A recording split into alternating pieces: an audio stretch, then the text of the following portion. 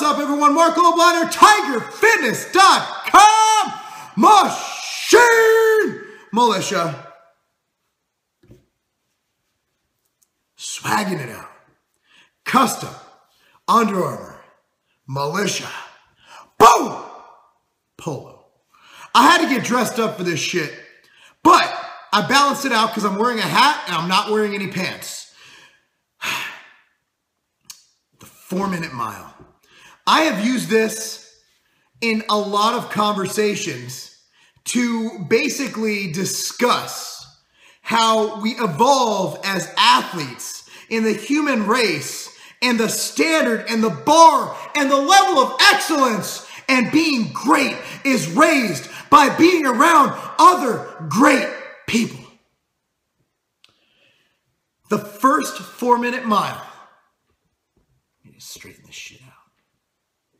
The first 4-minute mile was run by Roger Bannister in 1954 in 3 minutes, 59 seconds.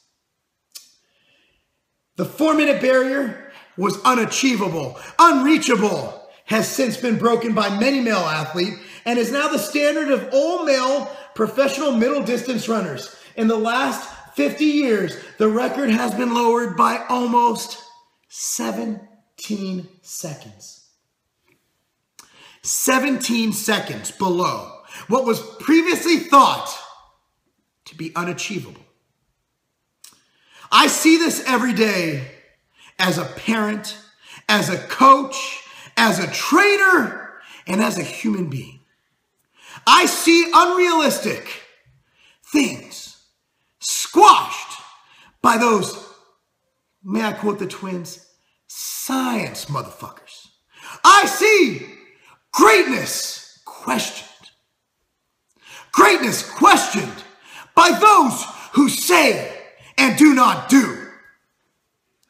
I see armchair quarterbacks spewing statistics out of their rectum to bring down those who achieve greatness. And don't just say something, they do it. They're not just viewers, they're doers. I'm passionate about this. I just got back from training with my daughter, her friend, and a fellow father, my man Chad, his daughter Em. And I see greatness in these girls I never saw when I was a kid. The level has been raised. The bar has been raised. It's much higher because excellence is now defined by a different standard. May I give some examples? Baseball. Baseball is all about records, and that's why the drug scandal in baseball was taken so seriously. Football could give 2 drops of monkey urine about drugs. Why? Football isn't as much based on statistics. Baseball is all about averages and home run numbers and RBIs and on-base percentage. So when they had the drug scandal, baseball took it serious. Even without drugs, athletes are getting bigger. They're getting better. They're getting stronger. Pitchers are throwing in the hundreds regularly. You got knuckleballs that don't freaking move. Because the standard gets set, and then people step up their game and go to beat that standard. The standard is always liquid. It's always fluid. It never stays. The standard can be raised. Football. Average lineman in the 70s, 60s, it's under 200, 220 pounds. Now, 300 something pounds. Running 4.8 in the 40-yard dash. It's crazy. Is it drugs? Drugs help. I ain't gonna lie. I ain't gonna do that debate. They had drugs back then too. Last time I checked, they didn't even test for that back then. They had drugs. Drugs haven't improved that much. Test is test. All right, we had that shit back then. What's changed is the measuring stick for excellence and the amount of genetic, I mean, also you're getting more genetic freaks in the pool. So I'm going to say that drugs do play a role in every professional athletic endeavor, any elite sport, it plays a role. How much of a role it plays? Are you telling me that they didn't have drugs in the 60s, 70s? They had drugs then. They did. And athletes on the professional level would take whatever opportunity they could to be better. Don't tell me that they weren't doing drugs back then. Drugs are irrelevant. That's not even the topic of this discussion. The topic is greatness. The topic is setting limits because a statistic says so. I'm going to get into training. My daughter trains with 13-year-old boys, not just rec league players. I'm talking travel soccer players. About 3 or 4 months ago when she started training with them every Friday, every Wednesday, she'd get beat down. She didn't score once. She's been training with the same group of boys. Last Friday, she scored 4 times out of 6 goals. She scored 4 out of their 6 goals. She stepped up her game to their level. Playing with excellence, training or being around people of mediocrity, that just breeds mediocrity. That just breeds complacency. You want to be around greatness. You want to surround yourself with greatness. I surround myself with greatness every day with my partner, Chad. My man, rich homie, Sean, Mike, or Sheet, those are great people. They make me step up my game. My brother. So you got Cammy, right? I'm going to piss off you trolls right here. I'm going to piss off you fucking armchair quarterbacks. You natty, half natty, full natty, this bullshit motherfuckers. The Frank Zane rule. Well, back in Frank's day, he was Mr. Olympia, and he was less body mass than Lane Norton. Who fucking cares? Who really cares? Have you been around Lane? Do you know Lane? Have you seen Lane in person? He's an impressive dude, but he's not Kai Green. He's not Phil Heath. There's nothing about Lane that screams to me, that guy's not natural. What Lane screams to me is he outworks everyone in the fucking business. That's what Lane does in business, in athletics. Being around Lane just makes me better. Makes me a better person. Makes me a better businessman. Makes me a better everything. Who's to say that Lane didn't just outwork Doug Miller? That's not achievable naturally. Frank Zane was this. Frank Zane was that. Why are we setting our standards on someone who fucking was dominating the game 20 plus years ago? Why? Does the 4-minute mile not teach us anything? How about the fact that more people are trying out bodybuilding? These genetic outliers could have been here in the 70s and the 80s. These genetic outliers are simply these outliers based on work ethic and perseverance. Could have been here in the 60s and 70s. They just never tried. There could be 15 fucking Doug Millers living in my neighborhood. They just don't lift and eat like Doug Miller does every fucking day of the week. There's a lot of guys on drugs that look like shit because they don't put in the work in the gym and in the kitchen to get it done. It's not really much. It's not necessarily genetics. Genetics play a huge role. But sometimes you get those people who fucking want it. And then what do we do to them? What do? We say it's not achievable. We say that statistics say it's not achievable. Back in the fucking 50s, statistics said the 4-minute mile was impossible. You really think that Roger Bannister was on performance enhancing? They even have EPO back then? No. That motherfucker just ran a fucking 4-minute mile. Impossible, they said.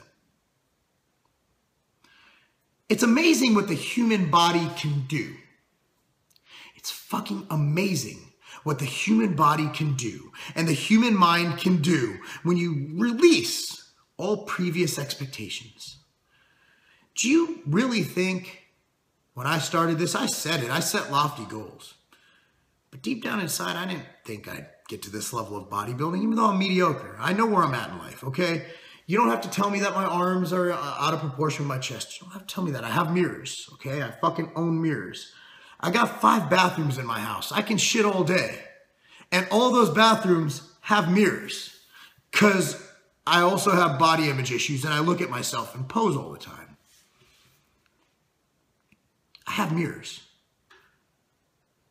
But if I would have set limitations on myself, said that, oh, well, I wouldn't be where I'm at now. Why set those limitations? I know I'm going to get a bunch of comments, a bunch of dislikes. Well, you're on this, you're on that. Well, fuck you, fuck this, fuck that. Frank Zane, Lane's not natty. Fucking Doug Miller's not natty. I don't give a fuck if Doug Miller injects horse semen. Who fucking cares? At the end of the day, he's a fucking outlier.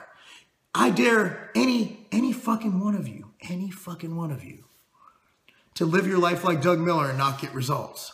That motherfucker's militant. I dare any one of you to live your life like me, traveling on the road, fucking not missing meals even though you fucking have all this shit going on, running companies, working 18-hour days, not sleeping enough. Fucking try it. Difference between excellence and mediocrity is excuses. I'm fucking tired of hearing excuses. I'm tired of hearing I'm too tired. I'm tired of hearing I don't have time to fucking work out. I'm tired of hearing this guy's on drugs. I'm not. That's why I don't get results. Fuck you. If you want it, go get it. Stop being a complacent, complaining little bitch. Get to work. My 9-year-old daughter knows that if she works hard enough, she might not be the best in the world, but she'll be the best damn Cammy she can be. Why can't you do that? You can. We all can. It all starts right here.